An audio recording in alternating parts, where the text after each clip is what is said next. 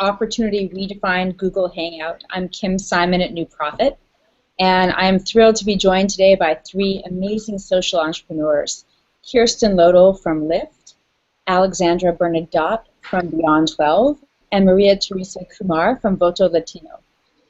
Before I kick it off, I want to do a little bit of setup here and talk about why we're doing this in the first place. Opportunity Redefined came from a set of conversations at New Profit's annual gathering of leaders, where we began to explore the issues that we'll be getting into more today. We see it as really critically important to continue this conversation, so we've launched this Opportunity Redefined set of social entrepreneur-driven dialogues that we'll be conducting periodically over the months ahead. And we see this as a really important step in pushing forward the way we solve problems collectively. So this is about the future of problem solving, not about individual organizations or issue areas. And we have a few goals. One, we really want to highlight the stories of success and learning and the amazing leaders behind them. Two, we'd like to foster collaboration and inspire boldness. And we want to do that with our words, our conversations, and the examples of the constituents we're serving as well as the organizations we're supporting. And finally, we want to talk about how we can all take these issues on in the social sector more broadly. So I'd like to just say a word about what this means for New Profit.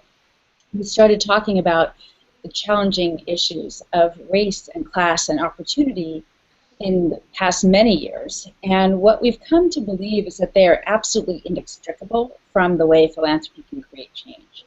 So for New Profit, these issues are inextricable from how we think about our investment strategy, our own team, our board, the way we think about our own funders, and ultimately the kinds of aspirations we set for the change we lead. And the chance to continue this conversation with three folks like the ones we have today is a big one for us. We hope that it will inspire a lot of good questions and thoughts for others. On that note, just a couple points of housekeeping. For those on Google Hangout, we are able to take your questions. You can chat us directly through the Google Hangout platform with your questions. We're also able to feature this through Opportunity Redefined at the New Profit blog, and so you can reach us that way as well. And feel free to submit questions either way throughout. We'll try to track them as they come in and make sure to get to them across the conversation. To kick us off, I would like to invite the three panelists to each just say a minute or two about themselves and their work. Then we'll get into some more directed questions. But let's get set up with Kirsten Lodal from Lyft to kick us off.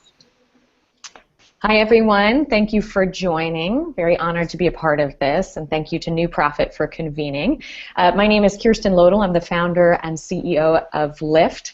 And at Lyft, we're working to interrupt the transfer of poverty between generations in this country. And we do that by rallying a nationwide network of highly trained community advocates to support low-income and poor parents of very young children as they work to achieve their goals for their families. So that's ranging from finding better paying employment to completing a post-secondary degree to ensuring that their kids are ready for school. And one of the things we're laser focused on right now is exploring how we can most powerfully impact not just parent outcomes, but also child outcomes using what more and more people are calling a two-gen or dual-generation frame for our work. And I mean, in terms of why this is relevant to this moment in time in our country and this larger conversation about opportunity, I think what we're seeing is the opposite of the American dream playing out in the communities that we're working in. Because, I mean, the reality is that if you're born poor in America today, you're likely to stay poor, and your kids are likely to be poor. And right now, all households with kids that are 6 and under in the U.S. are low income and poor. So we have to acknowledge that we're kind of rushing headlong into a tidal wave transfer of poverty, and we have to radically push back. So, you know, on a macro level, a lot of what we're looking at Lyft too are these combined issues as a country that we're facing of growing poverty, growing inequality, and shrinking mobility. And we think these are major civil rights issues of our time, even issues that challenge the underpinnings of our democracy. Alex. Hi. First of all, thank you so much for having us, New Prophet, and to the other panelists. Hello. It's nice to be engaged in this dialogue with you.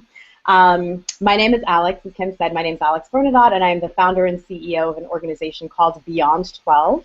We are a national nonprofit organization, and our mission is to increase the number of students from low-income communities and backgrounds who earn a college degree. And we do that in a couple of different ways. Through a very high-tech and high-touch model, we've built a tech app and a mobile app that allows us to collect data and insights about how students are doing as they transition to college and into the workforce, and we feed that information back to their institutions, whether they be their high school, their after-school programs, or their college, to help them make decisions about the efficacy of their models. And secondly, through a high-touch coaching model, is virtual. We are focusing our efforts on providing support and guidance to the students who most need help. And so for us, it's this combination of high tech and high touch that allows us to impact not just students directly, but allows us to impact this challenge systemically by really looking at institutions and figuring out how to use data rather than conventional wisdom to really reform the way that we educate and support all students, but particularly students from low-income communities and students who are the first in their families to go to college. And I'm excited. Obviously, the lens that I'm looking at these issues from is education. And so I'm really excited about the opportunities that are presenting themselves now in terms of the national challenges and the national dialogues that we're facing. And in education specifically, we sort of have adopted this informal model that education is the civil rights issue of our time, almost implying that the traditional civil rights issues that we've had to face in the past were a thing of the past.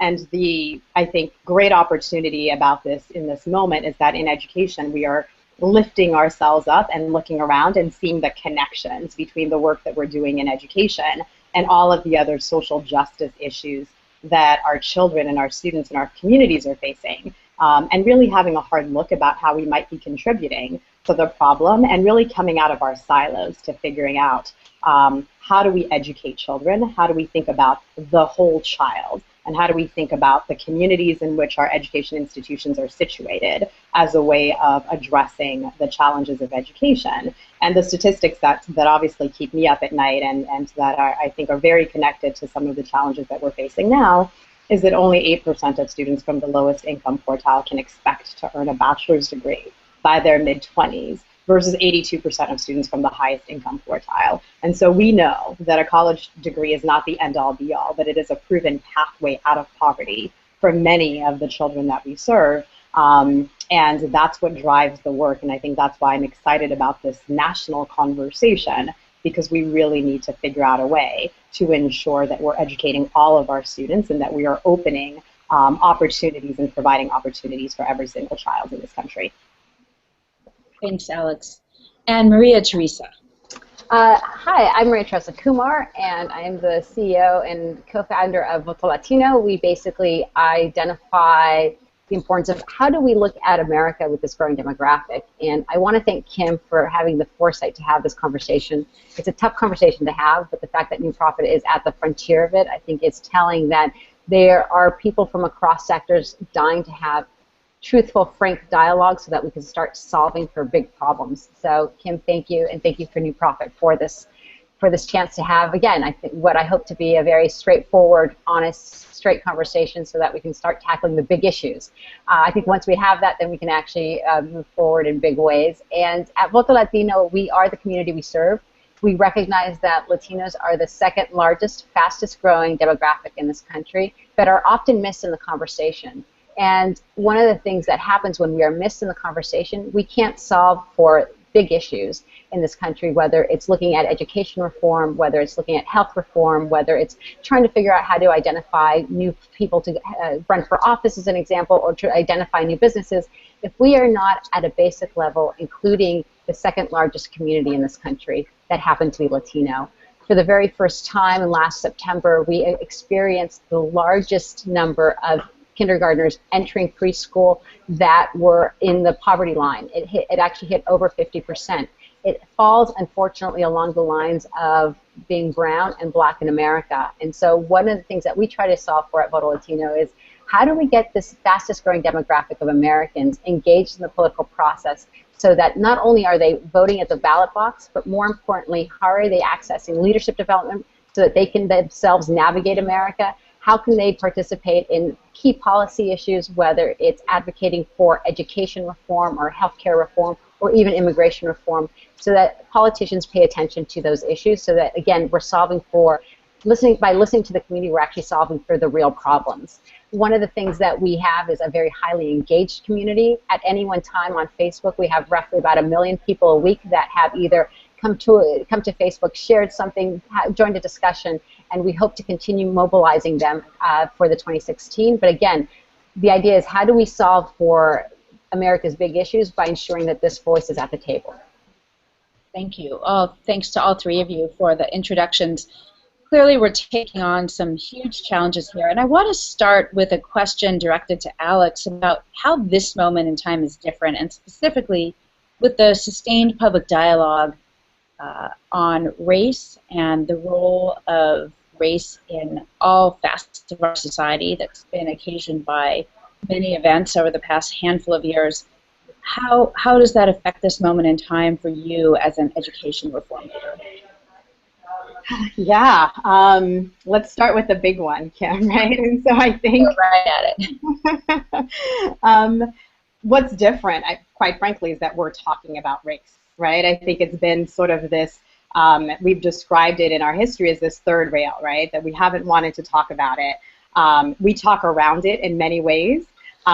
We find proxies for race by talking about socioeconomic backgrounds or by using sort of other coded language, but it's been really difficult to get us to the point where we can have a conversation about race outside the context of other social inequities, right? Like class and gender and sexual orientation, for instance. And so I think that's the real opportunity, is that we're having to real dialogue about race, and it's impacting the way that we, I think, as a social entrepreneurship community, as social problem changers, are really addressing some of these challenges. And I see three opportunities, again, that have emerged as a result of the national dialogue. One is this very real recognition that, and we've said this in so many different ways, that which problems are being solved has everything to do with who is solving the problem.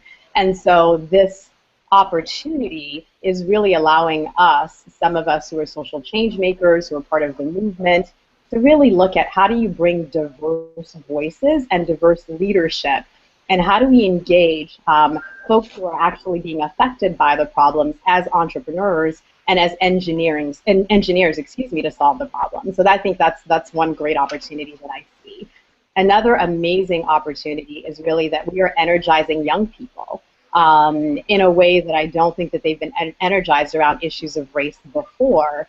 And as a result of all of the race-based killings that have happened recently, we saw an emergence of voices from young people of color, but also young white people. And two examples that I can think of, for instance, is the criming while white hashtag that emerged as a response to Ferguson, where young white people were exploring their sort of ideas of privilege and recognizing that there is actually a difference with the way that we treat young people, or we treat all people in this country. And I think similarly, another hashtag that emerged as a result of Ferguson, if they gunned me down, and that came from young Black and Latino students that were really sort of exploring this notion that, if the media's portrayal of young Black and Latino men in particular was really problematic, particularly in terms of the narrative of what was happening to them as they were experiencing injustice. So that certainly is sort of another big opportunity. And I think the third for me is really just technology. We're building a movement, and these social movements that are happening now are really being fueled by different ways of engaging, and technology has been a huge part of that, whether it's Facebook and Twitter and Instagram, etc. We're connected in ways that we haven't been before, and I think that presents a tremendous opportunity as we look at these issues and as we think about how to solve and address them. So interesting to me that you, Alex, and Teresa talked about technology in your introductions, and I know that's something that Kirsten also is employing in some innovative ways, which we'll come back to. But that is another interesting and important opportunity for thinking about how philanthropy changes, and one that we're just scratching the surface of. On that note, I actually would like to send the next question to Kirsten. How is your organization thinking differently now about what it means to be on a path to opportunity in the U.S.? Well, one of the things we've been spending a lot of time thinking about, and I think this relates to the technology play, is enabled by that too, is the importance of networks and relationships, not as an either-or to hard skills, but as an important complement. You know, our work at Lyft is grounded in the belief and the proof that people need networks and relationships to get ahead, and that opportunity is generated by building a whole mix of personal, social, and financial foundations. I think one thing we find is, interestingly enough, we know this to be true in upper middle class and elite contexts. I mean, why else would we spend so much time in MBA programs focused on things like social networking and personal leadership development and such? But we can tend to turn off our brains when we talk about what it takes for a person living in poverty in this country, a young person living in poverty in this country, to get ahead and to stay ahead. So, you know, part of what we see at Lyft is that things like confidence matters, feeling in control matters, feeling that you have people who have your back, that kind of stuff matters, and hasn't sufficiently been a part of, I think, the anti-poverty dialogue for the last couple of decades. We do a data tracking system called Constituent Voice that is rigorous, ongoing perceptual feedback we're collecting from our own members who are our clients. And our Constituent Voice data shows that people who feel more socially connected make 5 times more progress towards their economic goals than people who feel more isolated. So we're trying to look at the interplay of all these factors, not just material, but also more subjective and relational, that really play into how we can create a pathway to opportunity and how we can think about kind of the next 50 years of the war on poverty and architecting programs that match more to what we know, you know, helps people get ahead at all class levels. We'll come back to the constituent voice piece shortly, because I think that's another theme that is running through each of your efforts. But I want to now connect a dot with Maria Teresa, and Alex talked about a handful of ways that young people are really experiencing this moment in time, the focus on the role of race in our nation, and embracing it as an opportunity to change things through their use of technology, their speaking out, and through their getting involved in a different way in their communities. How are the young people in your network taking this moment in time? What are you seeing and hearing from them that's evolving the way change is driven and their own participation in society? I think that one of the biggest telling moments of our time right now is the momentum that has been built behind the Dreamers movement. The undocumented immigrants that have basically gone to the streets, chained themselves to the White House, brought in allies and said that we actually need comprehensive immigration reform, not just for me, but for my family. And what folks don't realize, Kim, is that these young people started protesting back in 2006. They started organizing on MySpace via text messaging, marching out of schools, organizing their peers in a highly networked environment that actually culminated in the largest civil rights marches of our history, of our country's history, of over 2 million people coming out in support of this. Now, has immigration reform happened? No, but it has basically catapulted from a bottom of the agenda item to something that, just as recently as 3 weeks ago, is on everybody's mind for the 2016 election. In many respects, folks don't realize that these young people actually led the marches, not just for the United States, but globally. It wasn't shortly after that you saw the same marches happening with the Arab Spring, with the Green Revolution in Iran and other places. But it was really these young people that were highly plugged in that were able to make a movement, and they've made national strides. I think right now some of the frustration, though, that you find when you start talking to a lot of these young people is that they don't feel completely embraced when it comes to the recent killings that have happened by police officers to people of color, and they're looking for ways to have their voice heard more. And the reason I say bring this up is that in the last 6 months alone, you've had 5 incidences across the country where young Latino young men have been, unfortunately, been killed.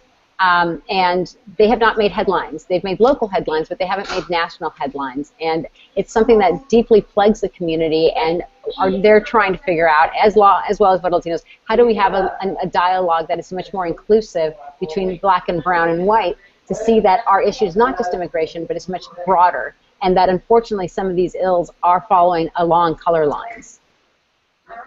I'll follow up with a question on this to you, Maria Teresa, and then we can take it to others too. And I believe that we have some questions coming in, which we'll get to in a moment. But as a follow-up to that exact point, how is your organization and how are you as a leader changing in response to that perceived demand for young people to be heard and experienced differently because of the conversation, because of what's happening with race, and these killings being only one example among many? Mm-hmm. So we launched last year.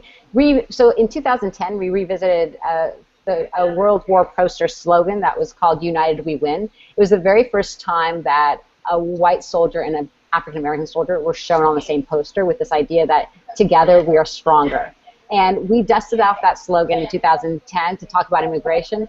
We did the exact same thing last summer, but we made it much more inclusive. We had individuals from Common to Tyrese to Rosario Dawson all talking about this importance of having this broad dialogue. And the idea was the more that we could have this unification, the more that we could have these conversations from Hollywood to small gatherings, the more that we could actually make progress. I think oftentimes there's misunderstanding with the communities of color of how much similarities there are, and the more that we can break down those barriers, the stronger. We created alliances with PolicyLink and with Global Grind in an effort to continue this conversation, and we're hoping to grow it so that it's part of one of our biggest agenda items for 2016. But thanks for asking the question. I think it's important that we realize that a lot of these young people are looking for ways to dialogue, and they're looking for the platforms because they know how to do it, but they don't necessarily have the constituency. And how do we give them that constituency and that ear so that their voice can resonate much further? Social entrepreneurship movement hasn't talked that much about how these issues affect the movement itself and social entrepreneurs' identities, social entrepreneurs' funders' identities. I'd like to take the same question to you, Alex, and then to Kirsten on how what's happening right now in this country with race is affecting your organization, what you're doing internally and externally. Yeah, I mean, it's such an important, point, right? Because for us, we have a very diverse staff. We have a very diverse board, racially, economically, from a gender perspective. It was something that was really, really important to us as we did this work. And so it's interesting because we have these sort of informal conversations. I am very vocal about this work, right? And I'm very vocal, through all of my social media channels. We have instituted a dialogue internally about how these issues affect us.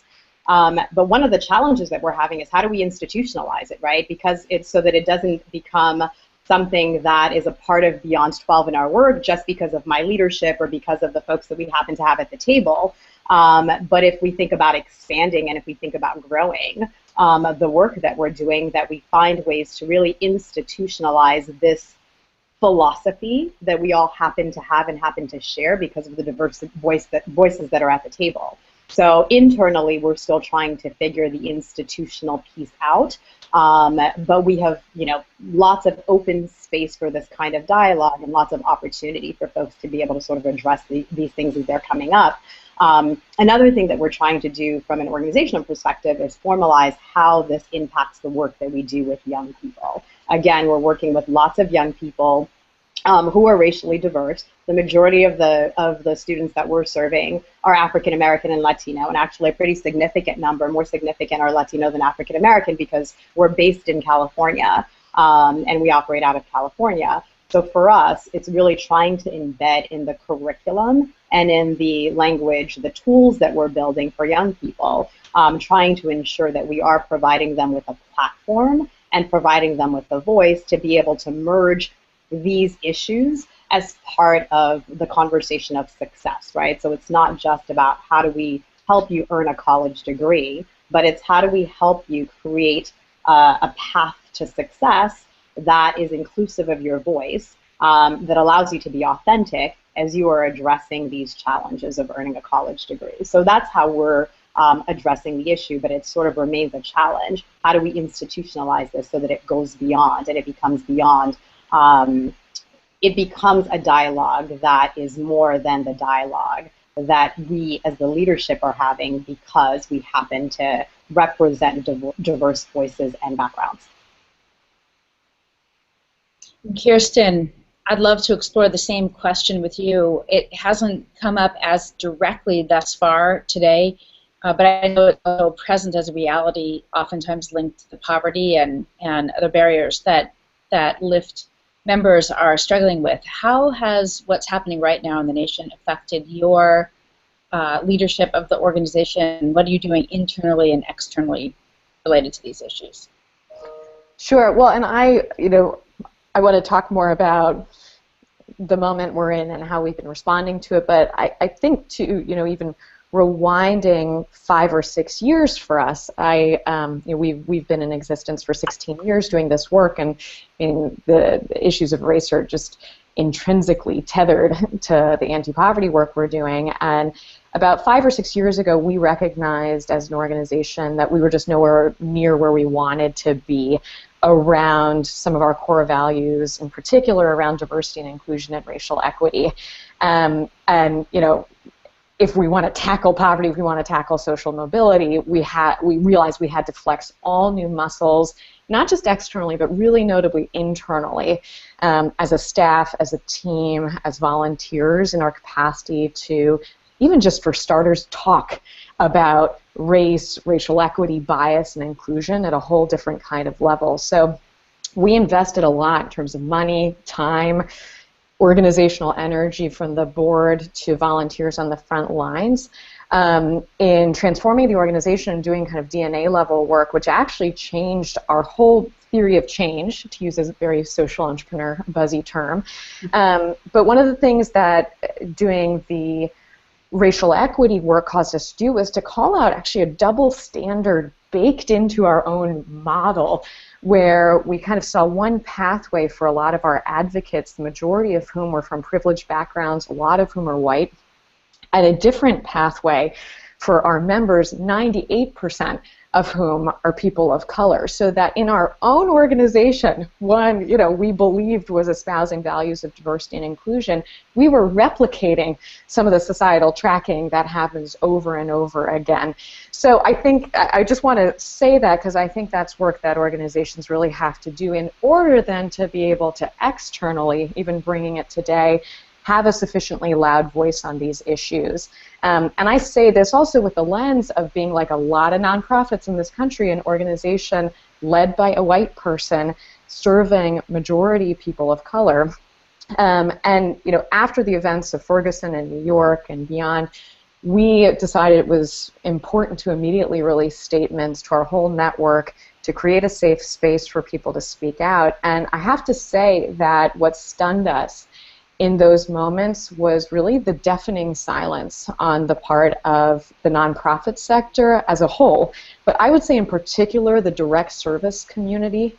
And so, I think it's an indication of just how far we have to go as a sector, and I also think it's a byproduct of the lack of diversity and leadership in the sector, and underscores the fact that as white leaders, we have to have loud voices on this, and we can't always leave it to our colleagues of color to be the ones who have to raise the flag on these issues.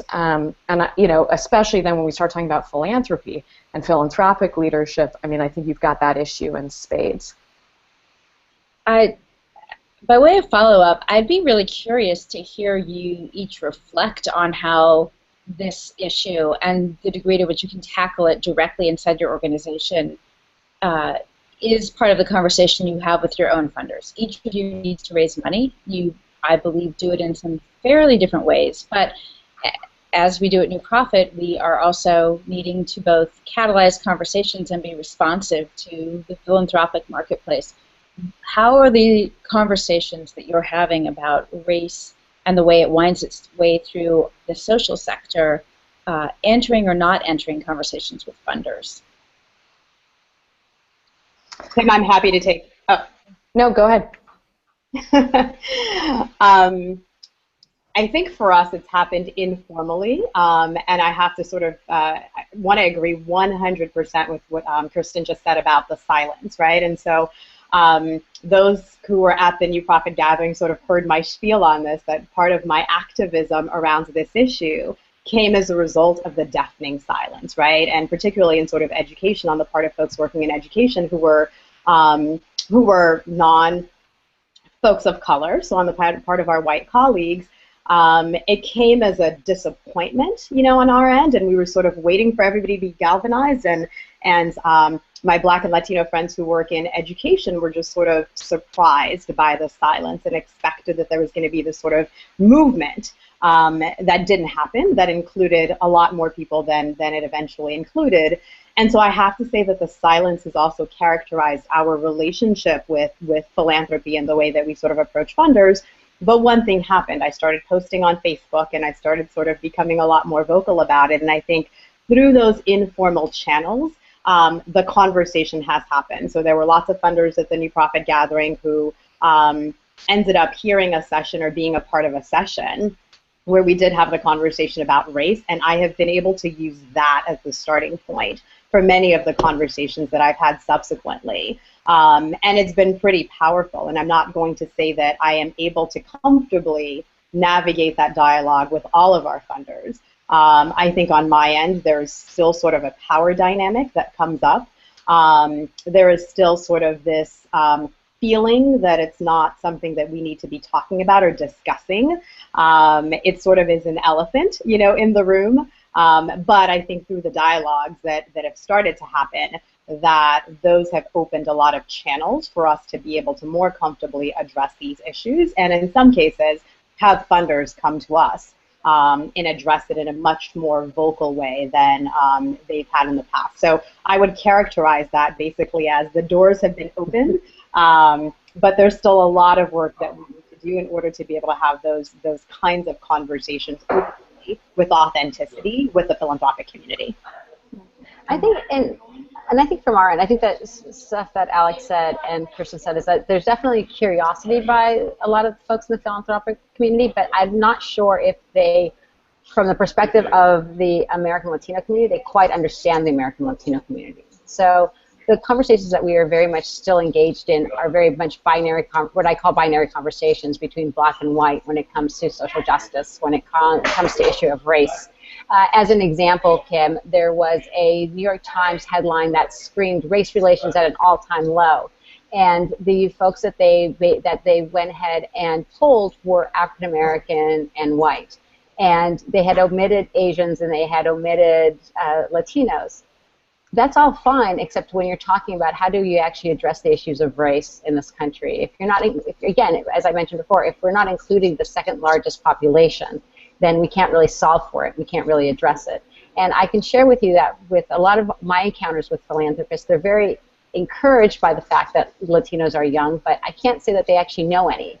And what I mean by that is that the average Latino is 27 years old. The swell of Latinos, where the big group of Latinos are where Alexandra and Kirsten are working with, they're in education. They're 14 years old today. So the majority of our leadership in philanthropy and in Congress and in corporate America, for the most part, they're in their late 50s, early 60s, and they have never perhaps encountered a young Latino. They've encountered their parent perhaps because they've either saw one or two at the office or the person that makes sure that their home runs well, but they haven't actually encountered the American that lives at home with these individuals. And I think that has been one of the biggest challenges in the work that we face at Voto Latino, is trying to get folks to realize that, again, we're the second largest population, but most folks still see Latinos' #1 issue as an immigration issue, which is not. I think the tone of immigration, yes, we have to solve for immigration so that the whole country can actually start together tackling the issues that we need to tackle in order to meet our future challenges. And what I mean by that is that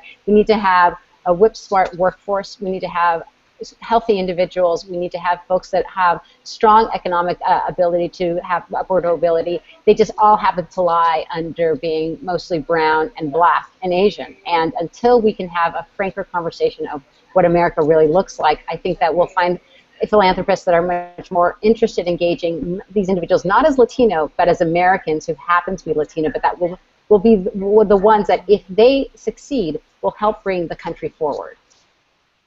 Yeah. Well, and just to round it out on the philanthropy piece, a couple thoughts. So I'll say, just even to use our statements, immediately in the aftermath of Ferguson, Staten Island, we've done a whole series of statements. The funders we heard from were disproportionately our foundation funders. And it was interesting, and I don't know if that's because often those are people who worked at nonprofits or there's a different relationship to the money. And we heard, so there was this sectoral breakdown where we didn't really hear much from our, if anything, from our corporate funders, and not that much from our kind of more high net worth individual funders, other than people on our board. And in fact, that was probably the arena where we got some pushback and concern that we were stoking, an unfounded fire. I will say that we, as a staff, instantly and unequivocally knew that we had to step out on this. But, for a group of us who were designing the communications, we definitely looked each other in the eyes and said, we might lose some funders by doing this. And we've got to be okay with that, which I think is, underscores the power dynamic reality here that, that Alex raised, that we have to acknowledge. It was kind of an unfortunate and cynical thing to have to do, but we said, we've got to decide that we're going to step out here, even if it means that we risk losing a corporate partnership or we risk losing an individual donor. And certainly one of the reasons I wondered, if why more other organizations didn't speak out was because of fears of reprisal around funding or losing funding. So that's why even a conversation like that's led by a philanthropic organization is really important. Also, I will say, in terms of funding that we've gotten specifically even to do the diversity work within our organization, there too we've seen that that's more likely to come from the Kellogg's or Kresge's or other foundations than other places. And we've been thinking that we need to do some work on also diversifying our donor network itself, and making sure that our diversity and inclusion, racial equity lenses apply to our donor networks, and that we're really seeking out more diversity there, which we also think will provide more opportunities for us to press into this work and get it funded. I think that's a reality for New Profit as well, and the interesting thing is that in doing so, it actually forges some of the relationships that reflect the exact gaps that Maria Teresa was talking about earlier. So you can't figure out how to diversify your funder network or your set of organizations that you invest in without actually engaging networks of people who are additive in so many ways beyond those direct two aims in expanding the kind of conversations that we're having today. I want to ask in that regard, what are some of the bets that you're making to take these things on? Kirsten, you just named a couple, but I'm curious, Alex, what are, and then we'll get to you, Maria Teresa, what are some of the bets you're taking as an organization to take on the barriers that you're experiencing organizationally in addressing the issues of race and injustice in your education work, in your case, Alex?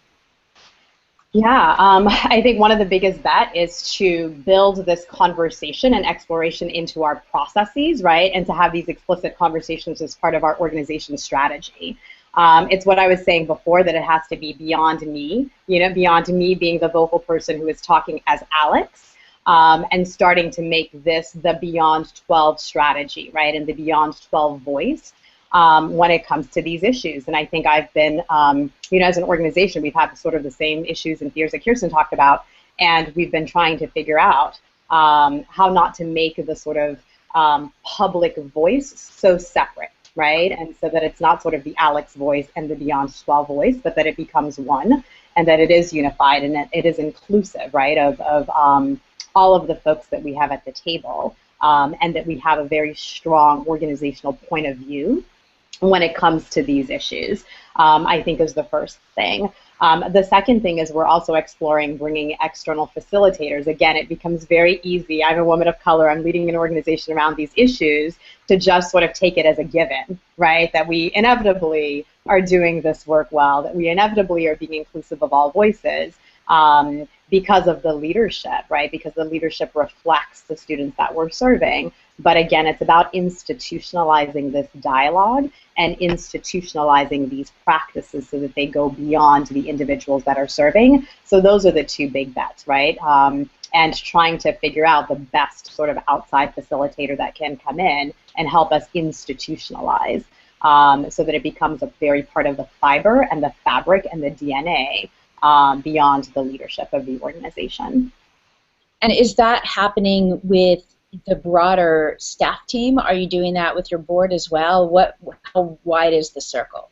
Yeah, the circle is very wide. So we're in just the beginning stages of doing this, but the goal is to do it for the entire organization, from the board to the staff and even to the students that we're serving. And so thinking about this holistically and having it be all inclusive and all encompassing. And how about you, Maria Teresa? Sorry, I was on mute. So to give you an example, last year, Voto Latino, we were the only national organization that participated in the Ferguson rallies that were held in Washington, D.C. And we were very vocal saying that we wanted to come together with African American and progressive whites to have a conversation on race. We were later invited to the White House to have a conversation and dialogue, and we were then asked to present, to testify before the White House policing task force. This was not our area of expertise, Kim, and we recognized that. So what we did is that we actually culled recommendations from our audience. In less than 24 hours, we had over 432 people respond. We cut off the deadline only because we're a staff of 12, so we couldn't cull through everything in time. But based on that, we identified many similarities and identified themes. We presented that a month later in front of the task force, and we were pleased to share that one of the recommendations made it into the task force on policing, and that was the recommendation of decoupling immigration law enforcement with local police officers, so that people in communities of immigrant and Latino communities felt safe actually reporting crime. And that is to say that we are going to looking to continue with our audience to identify what are the issues that they'd like to talk about and how do we address it in a big way. One of the things that we do is that we have power summits where we basically have over 400 young people come together to do leadership development through a tech lens.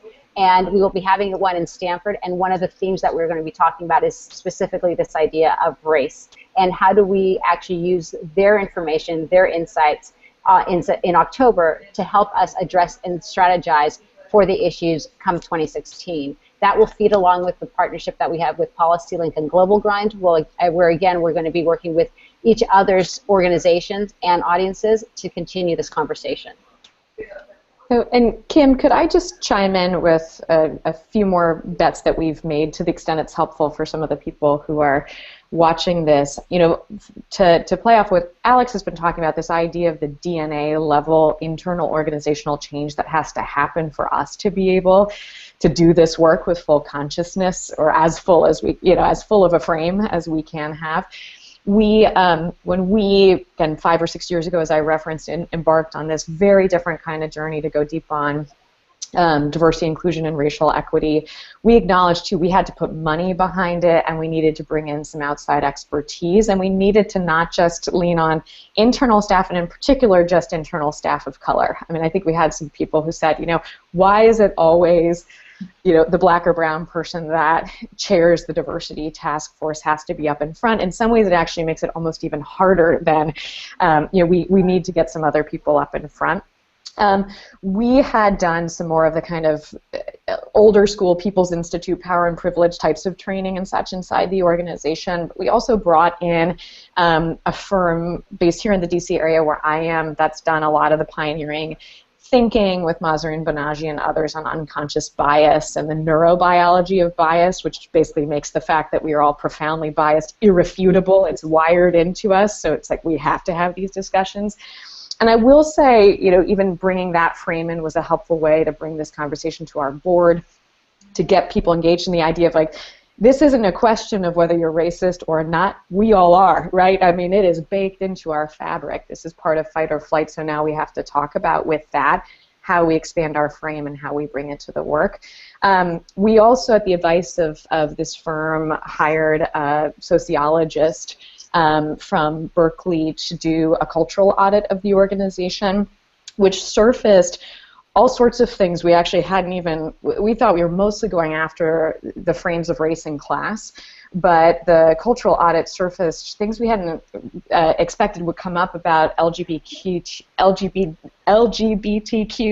and political identity and the extent to which the organization didn't feel like a safe space necessarily in some of those arenas, which surprised us. So it was helpful for us to kind of ask questions and be open to what surfaced and to do it in a safe space and then to report that out in an open letter to our community and be working on it. So that's just some concrete things we've done internally.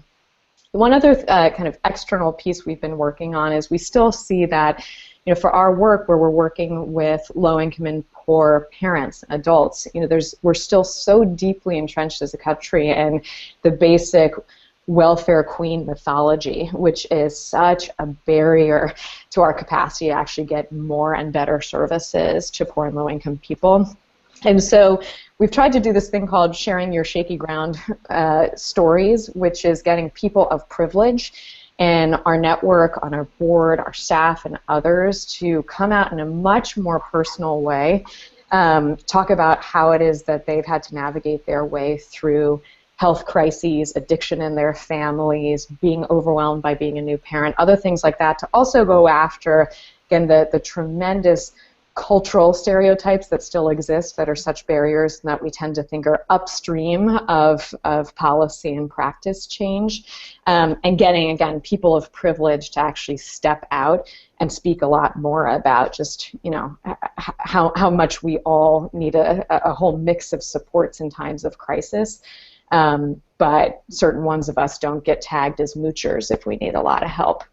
I think for folks who are listening to this, a number of things you just said will stand out, and I want to just touch back on the cultural inventory one. That is something that I don't think most organizations have heard of, much less done, and we are able to share resources through the hashtag Opportunity Redefined, and we'll give you more information about that afterwards. And I would also say that creating a platform for the kind of conversations that you just referenced is a really interesting one that we haven't discussed in the past. So notable and very different dimensions to taking on these challenges. Here at New Profit, we also, over the past year, have added 3 board members of color, which was a really important step for us given the venture philanthropy model. That hadn't been something that we had been intently focused on earlier on, and we realized that it was just a critically important piece of taking New Profit to the next level. We also have launched internally a diversity task force to look at how these issues play out through our own staff, leadership, investment framework, plans for our own future growth, and are coming across many of the same kinds of issues and questions that others have raised today. Want to just send a quick reminder that you can send questions our way over the Google Hangout platform and also through the blog at hashtag Opportunity Redefined. One of the questions that has come up is about what's inspiring you. You know, we're talking today about a lot of incredibly great challenges. What has inspired you and given you confidence that this is a time that we can take these things on in an entirely new way and go forward? And let's start with Maria Teresa on that one. Sure. I mean, what's inspired me is that I started this work 11 years ago, Kim, and 11 years ago we basically said, let's reach out to American Latinos in English, let's use technology, and let's reach young people. And people thought that we were a little nuts. And I can tell you that 10 years later, it's not only have people caught up, but they've also realized how incredibly powerful their voice is when they are united and when we are speaking to them in English using the very technology that they use every day. And the fact that not just in the last 2 elections, but in this election, the Latino vote is going to be something that many people are going to be watching I like to say that I've been incredibly inspired by the fact that they have participated in the polls. There's still a lot to do, but the fact that we are talking about the issues of immigration and education, things that they care about, it's testament to the fact that they have been rallying and participating. And we have to continue that work, because I think it's going to define not just their future, but it's going to define the future of America. But that we've been able to really see that simulation in less than 10 years, to me, says that while, yes, a lot of this work is very hard, it's also inspiring to see how quickly it can happen when we have the right allies and the right supporters and partners to move it along. And springboard off that question, and we'll give you a chance to do this as we're getting towards the end of the time. What's your call to action for all of us who are here today and who are watching? And I will also say to my team, I'm seeing my battery power. Come and plug me in. I think the biggest call to action is that we have to ensure that we are preparing this generation of Americans as quickly as possible, and that means not just providing them with the foundation of education, but also the transfer of knowledge. We didn't have an opportunity really here to talk about the intergenerational issues that are occurring right now in America, but the more that we can get older Americans that know how to navigate and become mentors to this generation, I think it's huge. I think that Kirsten mentioned it earlier, the importance of mentorship and networking. We take for granted that we may have it, but you have a whole generation of Americans who are first-generation Americans that don't. So how do we catapult that? And then how also do we use media and culture? That's one of the things, that's one of the strengths that we've been able to demonstrate at Voto Latino, is that it may be a message that mainstream may not understand, but you talk to a Latino kid, they get the humor, but they also get the importance of call to action. As an example, one time we did a PSA that went viral that is like, register to vote because I can't. You didn't have to tell the Latino kid why they couldn't vote. That person couldn't vote. They got it, but they felt inspired and mobilized. And I think it's the use of the call to action is like, how are we building that, giving them the political power that they need quickly? How do we do transfers of knowledge quickly so that at the end of the day, they are carrying America forward in the best possible way? Thank you. Let's go to you next, Alex. What's inspiring you? And then give us your call to action.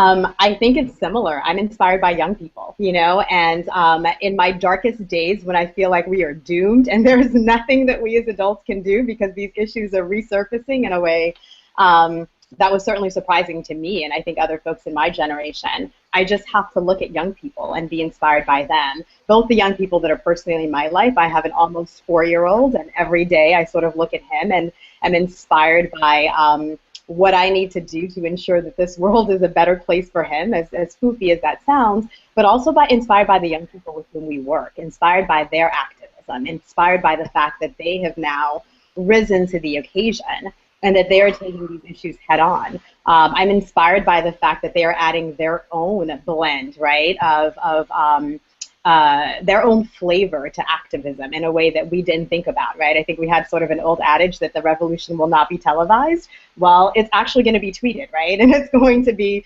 Facebooked, and it's going to be, they're going to use Tumblr and all of the other tools that are at their disposal to really start to connect and talk about these issues. And so I'm inspired when I speak to them, when I hear from them, when I communicate and connect with them, that they really do want to make a difference. They do really understand what's at stake, and they are empowered and excited to do this work. So that's what really gives me the fuel every day, because I know that the future is in good hands. Even on the days when I may not believe it myself, through my own interactions with adults per se.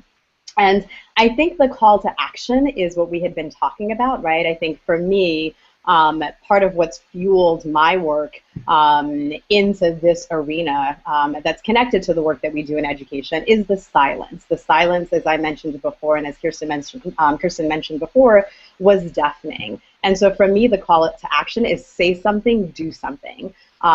We are all very intelligent and talented social entrepreneurs, and one of the traits that we sort of have lauded social entrepreneurs for is pattern recognition, right? And so we're able to sort of see patterns and then create solutions and act on that trait. And so I don't have the answers, right? I think a lot of folks are saying, well, what can I do? Like, what do I do? And what I would say is within your own sphere of influence, whatever the patterns that you're recognizing, do something. say something, act, you know, if it's in the classroom, the boardroom, even personally with your family, when you're attending those sort of dinners and you hear something and see something that that is disparaging, have the courage and the boldness to be able to do something or to say something. But I think that's really my call to action. Act in whatever way you feel is appropriate within your sphere of influence to address these issues. And then I think finally, talk about race. You know, like that's the thing. We have to talk about it. We have to decouple it from all of these other inequities that we tend to lump it with. And we have to sit in the discomfort. We have to sit in the awkwardness, right? It's sometimes we're not going to get it right, and sometimes we're going to fumble and bumble, and it may backfire, but that's nothing compared to some of the larger issues that folks of color are dealing with. It's a life and death issue, right? And so we have to start talking about it, and we have to live in the discomfort in order to make progress and to move forward. Kirsten, what inspires you? Your call to action. And I can say right now that the three of you are totally inspiring me today. Oh, well, yeah, likewise. A lot of things inspire me. I mean, I'm fundamentally optimistic and still idealistic. Maybe I have a little more realism through the years too. I mean, certainly as just even the people I get to work with every day are so inspiring. You know, our members, our advocates, but also our staff. And we've just at Lyft gone through a lot of internal changes in order to pursue an even more focused strategy around looking at this issue of the intergenerational transmission of poverty. And it means we're having to make some bold moves around reorganizing aspects of the organization, changing the model. And I've been so impressed by the graciousness and kind of just mission-first nature of everyone at this organization. It's been a real reminder of why, what we choose to do for work matters, but who we choose to work with matters a lot as well, given how much time we spend here. I'll say one different thing too that's inspiring me from what I'm seeing in the field. Some of this we're doing with you at New Profit, actually, but is, for what we're looking at right now is how can we really engage parents even more powerfully as agents of change to drive positive early development outcomes for kids. We're seeing more and more cross-sectoral collaboration where the research and academic community, the old school civil rights organizations, the newer school social entrepreneur organizations, big government agencies, and philanthropists are actually trying to come together and, let's say, organizational identity shouldn't matter so much. That hasn't helped us tackle these problems sufficiently in 50 years. Let's figure out some different kind of collective engagement that can move the needle. So that feels like it's happening in an exciting way. In terms of my call to action, I mean, I'd like to essentially restate what Alex said. I mean, I think we have to believe that change can happen, but only if we talk about the hard stuff. Especially when it seems the hardest. And, I would reiterate how important it is for white people and people of privilege to, hear that and live that over and over again. And this issue of, even in polite company, raising this stuff, talking about it. And some of the Ferguson stuff happened right before we had a very fancy house party fundraiser for the organization, and I scrapped my pre-existing comments and just talked about it, and I honestly think that whole crew was shocked that here in polite company of mostly white people we were talking about race, and but it actually, people got over the shock, and we talked about it, and I heard about it after, and that was encouraging for me. I think it's something I need to do more of, we all need to do in different settings. Again, change is possible, but only if we talk about the hard stuff, especially when it seems hardest. Well, I want to thank all three of you. I want to issue my own call to action, which is that if you're a funder and you're watching this, I'd love to hear from you via the blog or Twitter about how you feel about this conversation.